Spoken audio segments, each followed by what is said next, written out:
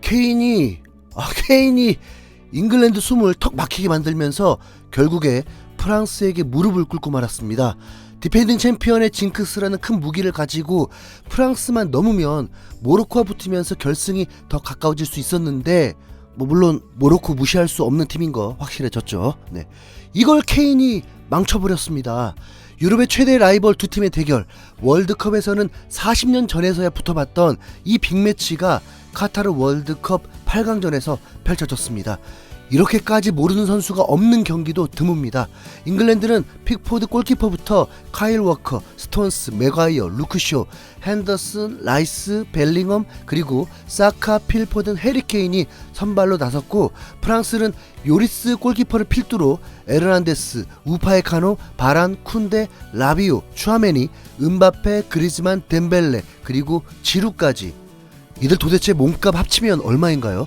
월드클래스 올스타전 같은 경기였습니다. 하지만 올스타전은 축제인 반면 이 경기는 전쟁이라는 게 너무 다른 거죠. 전반 10분 프랑스는 위협적인 크로스에 어떻게 해서든 지루가 헤딩으로 잉글랜드 골문을 위협했고, 생각보다 이른 시간에 프랑스가 앞서 나가게 되었습니다. 레알산 추아메니가 중거리 슛으로 원더골을 넣어버린 것이죠.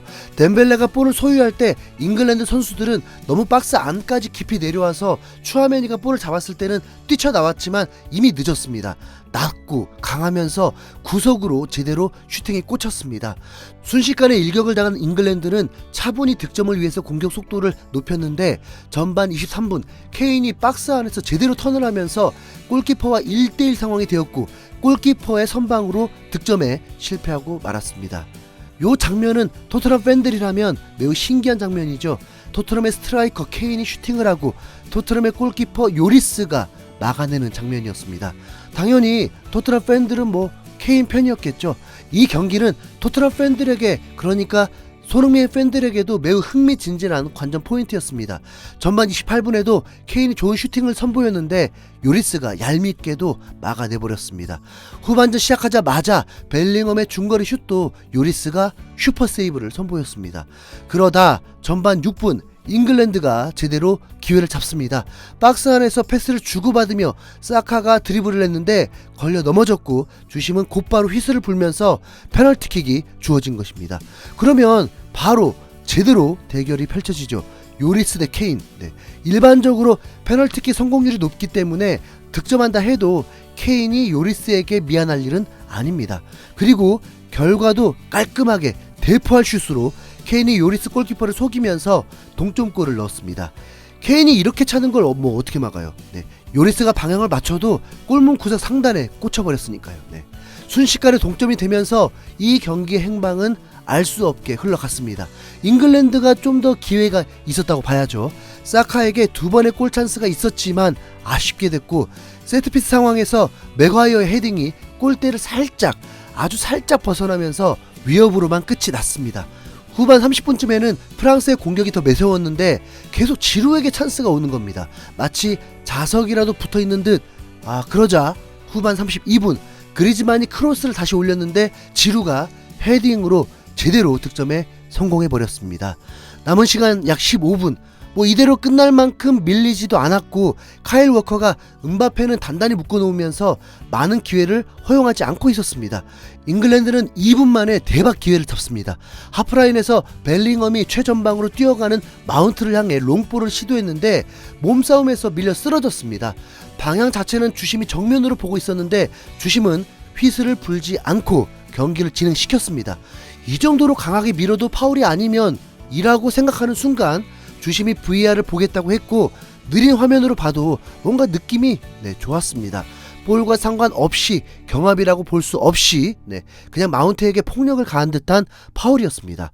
주심은 다시 돌아와서 PK를 찍었고, 자 그러면 이제 다시 페널티킥 장인 케인 대 요리스의 대결이 또 나오게 되죠. 앞서 언급했듯이 페널티킥 득점 확률이 훨씬 높기 때문에 팀에서 다시 만나도 둘이 어색할 건 없습니다. 오히려 반대로 요리스가 막아내버리면 이 세 개 대결에서 서로 민망한 사이 되는 거죠. 케인은 멀티골 직전이었습니다. 다시 원점으로 만들 수 있는 절호의 기회. 0.3초면 결정이 나는 순간 케인이 하늘 높이 로켓슛을 발사해버렸습니다.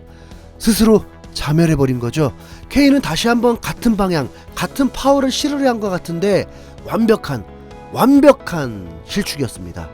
저도 모르게 손에 쥐고 있는 것을 던져버리더라고요. 잉글랜드 관중들은 절망에 빠져버리고 말았고, 요리스는 사실 한 것도 없는데 지루가 요리스를 잡고 포효를 하기도 했습니다. 요리스가 케인에게 미안할 일은 없습니다. 추가 시간이 8분이 주어지고 경기가 막바지까지 흘러갔지만 프랑스를 상대로 파상 공세까지는 불가능했습니다. 그래도 지푸라기라도 잡는 심정으로 계속 도전했죠. 그러자 그 기회를 맥과이어가 만들어냅니다. 박스 바로 바깥에서 드리블을 치고 가더니 파울을 당했고 주심은 곧바로 휘슬을 불었습니다.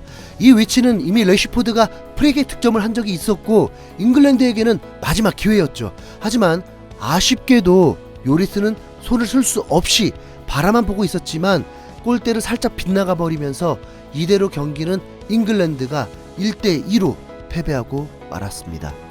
하필 왜 이 경기의 새드 히어로가 케인이 된 건지, 토트넘 SNS에서는 케인에게 고개를 들라, 우리는 네가 자랑스럽다면서 마음에 없는 말을 하고 있고, 요리스에게는 프랑스 준결승을 축하한다고 올렸습니다.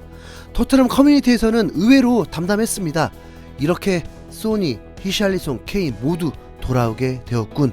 케인 괜찮아. 그 분노를 리그에서 보여줘. 케인의 실축 때문에 패배보다 주심의 판정들이 못마땅해. 사카에게 너무 잔인한 파울들이었어. 슈팅 전 케인의 표정에 이미 난 감지했어. 너무 긴장하던데? 케인은 큰 대회에서 꼭 한 가지 임팩트를 남긴다. 케인은 요리스와의 관계를 의식했어. 비열하게 킥하지 않았거든. 케인이 심리적으로 부담을 가질 수밖에 없었어.